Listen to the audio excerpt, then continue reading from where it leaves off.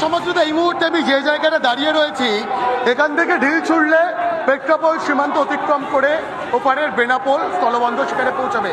এবং আমার পিছনের ছবিটা দেখো, সনাতনীরা, ভারতীয়রা যারা হিন্দু তারা রাস্তায় নেমেছেন, তাদের গর্জন এই মুহূর্তে পেট্রাপোল সীমান্তে শোনাবো।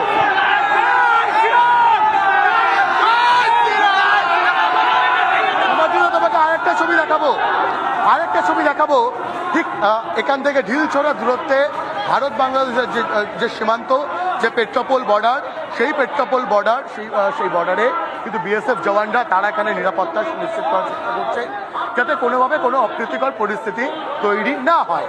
এবং অন্যদিকে দাঁড়িয়ে লাগাতার যে ছবিটা দেখাচ্ছিলাম সনাতনীদের গর্জন, আরো একবার শোনাবো। কি বলছেন আপনারা?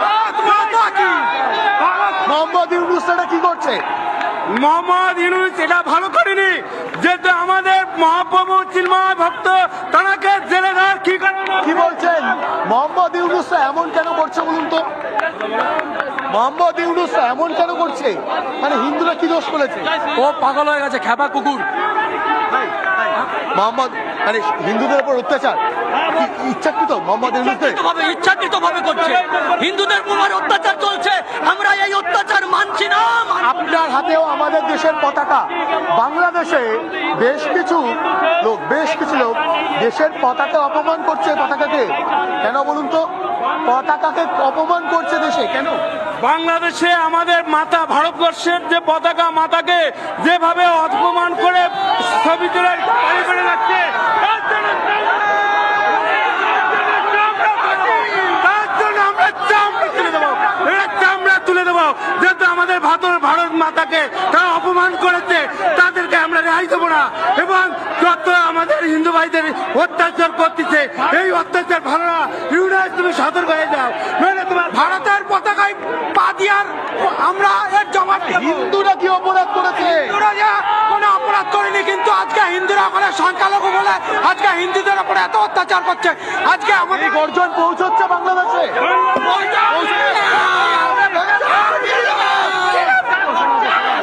এই গর্জন একদম পৌঁছাবে।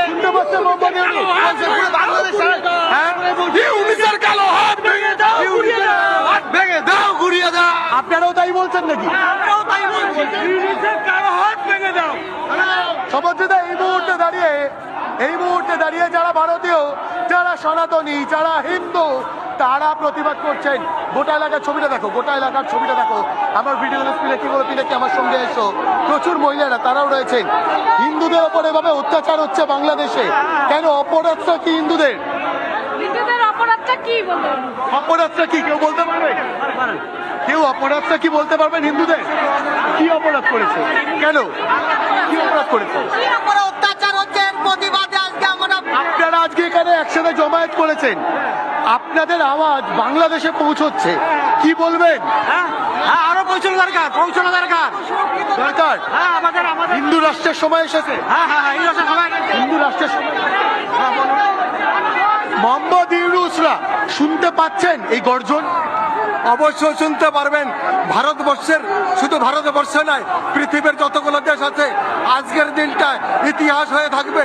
আমি আমার ব্যক্তিগতভাবে সনাতন ধর্ম থেকে আমি ওনাকে একটা নিউজ দিতে চাই। উনি যদি 15 দিনের মধ্যে শোনাবো।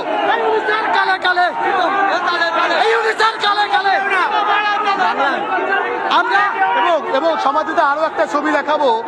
এখানে প্রচুর বেলুন রাখা হয়েছে, যে বেলুন উড়িয়েও বাংলাদেশের কিন্তু মোহাম্মদ ইউনূস বার্তা দেবেন। সেই বার্তা দিতেই আজকে জমায়েত। ভাস্কর, তোমার কাছে যেরকম জমায়েত দেখতে পাচ্ছে, পিঙ্কির কাছেও কিন্তু একই রকম গর্জন শুনতে পাচ্ছি। সরাসরি চলে যাবো পিঙ্কির কাছে। পিঙ্কি,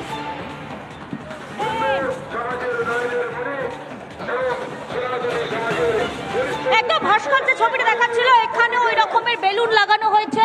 আমি দেখতে পাচ্ছি গেরুয়া রঙের বেলুন লাগানো হয়েছে, যে বেলুনগুলো উড়িয়ে বার্তা দেওয়া হবে, বার্তা স্পষ্ট করা হবে।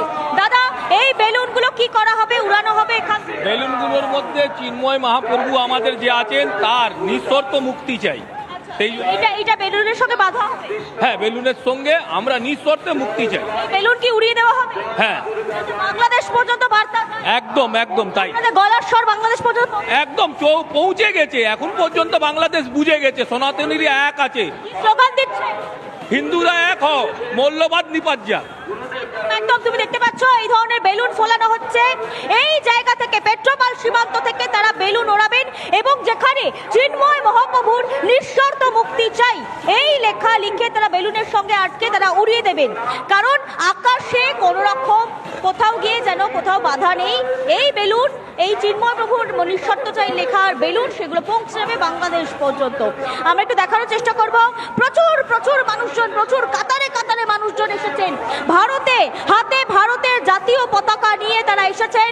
আমি একটু দেখতে পাচ্ছি একজন জাতীয় পতাকা নিয়ে এসেছেন। দাদা, জাতীয় পতাকা পেট্রোপল সীমান্তে ওড়াচ্ছেন, ভারতের জাতীয় পতাকা, যে জাতীয় পতাকার অবমাননা বাংলাদেশ করেছে, কি বার্তা দিচ্ছেন এই পতাকা? আমরা বাংলাদেশের প্রতি ধিক্কার জানাই। আমাদের হিন্দু সমাজকে সনাতন ধর্ম ওরা মানে অবমাননা করছে, তার জন্য আমরা এত সমাবেশভাবে এসেছি যে সনাতন ধর্ম নিয়ে এরা এত পরিমাণে খেলা করছে, তাই আমরা বাংলাদেশ সরকারকে ধিক্কার জানাই এবং ইউনিট সরকারকে সনাতন ধর্মাবলম্বীরা মেনে নেবেন না, তারই বার্তা কোথাও আজ পেট্রাপোল সীমান্ত থেকে দেওয়া হচ্ছে। চিন্ময় কৃষ্ণ প্রভুর নিঃশর্ত মুক্তির দাবি জানানো হচ্ছে এই পেট্রাপোল সীমান্ত থেকে। এই গর্জন ইউনুস সরকারের কানে কি পৌঁছাচ্ছে? আমরা অপেক্ষা করব তার প্রতিক্রিয়ায়। দেখা যাক আর কত আইনজীবীকে তিনি মামলা দিতে পারেন, আর কত হিন্দুর উপর অত্যাচার চালাতে পারেন। এর পাশাপাশি আমরা নজর রাখবো সুকান্ত মজুমদার, তিনি বাংলাদেশের এই পরিস্থিতি নিয়ে রাজ্য সরকারের ভূমিকা নিয়ে কি বলছেন, এবং তৃণমূল সাংসদ সুদীপ বন্দ্যোপাধ্যায়, যিনি সংসদে বাংলাদেশ ইস্যুতে আলোচনার দাবি জানিয়েছেন এবং একই সঙ্গে তার বক্তব্য কেন্দ্রের পাশেই আছে রাজ্য সরকার। বিদেশমন্ত্রীর বিবৃতি দাবি করেছেন সুদীপ বন্দ্যোপাধ্যায়।